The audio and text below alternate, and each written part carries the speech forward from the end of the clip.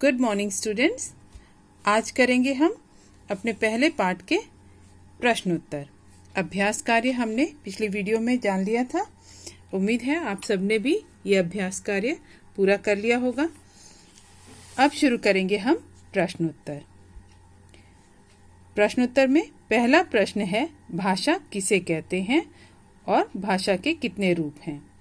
ये प्रश्न उत्तर आप अपनी कॉपी में करेंगे और अभ्यास कार्य आप अपनी बुक में करेंगे।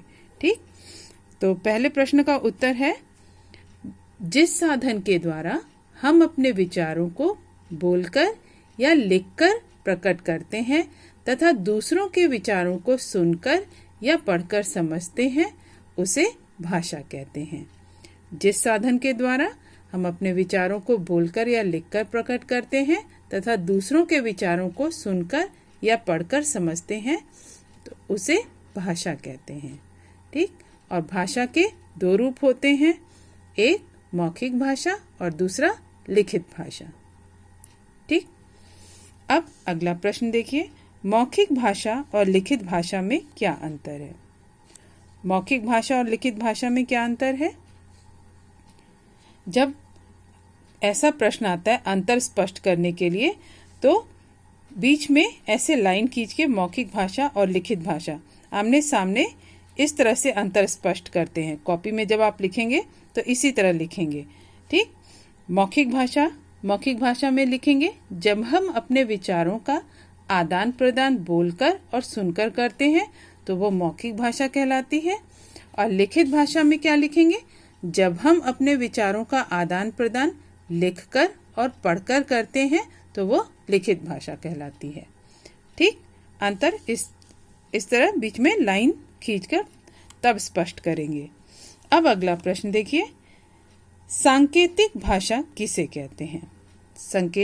संकेतों द्वारा जब हम अपने भावों और विचारों का आदान प्रदान करते हैं तो भाषा कौन सी होती है, वो सांकेतिक भाषा। तो आप उत्तर लिखेंगे, जिस भाषा में भावों अथवा विचारों का आदान प्रदान संकेतों के माध्यम से होता है उसे सांकेतिक भाषा कहते हैं। ठीक है, अब अगला प्रश्न, लिपि किसे कहते हैं। लिपि किसे कहते हैं। किसी भाषा को लिखने के लिए निश्चित किए गए चिन्हों को हम लिपि कहते हैं। और हिंदी भाषा की लिपि क्या है। हिंदी भाषा की लिपि देवनागरी है।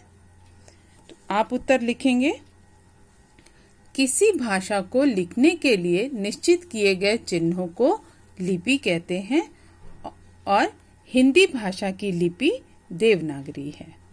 ठीक है, अब अगला प्रश्न, ये आखिरी प्रश्न है, व्याकरण के मुख्य अंग कौन कौन से हैं। तो व्याकरण के 3 मुख्य अंग हैं। एक है वर्ण विचार, दूसरा शब्द विचार और तीसरा वाक्य विचार, है ना। व्याकरण के 3 मुख्य अंग हैं, वर्ण विचार, शब्द विचार और वाक्य विचार। ठीक, तो ये सारे प्रश्न उत्तर आप अपनी हिंदी की कॉपी में करेंगे। व्याकरण के लिए आप अलग कॉपी नहीं बनाएंगे, हिंदी की कॉपी में ही आप काम करेंगे। पीछे जो आपने 2 चैप्टर किए हैं उसके आगे ही आप व्याकरण का काम शुरू करेंगे। तो व्याकरण डालकर पाठ 1 भाषा, लिपि और व्याकरण लिखेंगे, पाठ का नाम, और यहाँ पे प्रश्न उत्तर लिखना शुरू करेंगे। ये मौखिक भाषा और लिखित भाषा में क्या अंतर है, तो इस तरह से आप मौखिक भाषा और लिखित भाषा में अंतर स्पष्ट करेंगे। फिर सांकेतिक भाषा, सांकेतिक भाषा के बाद इधर लिपि और व्याकरण के मुख्य अंग।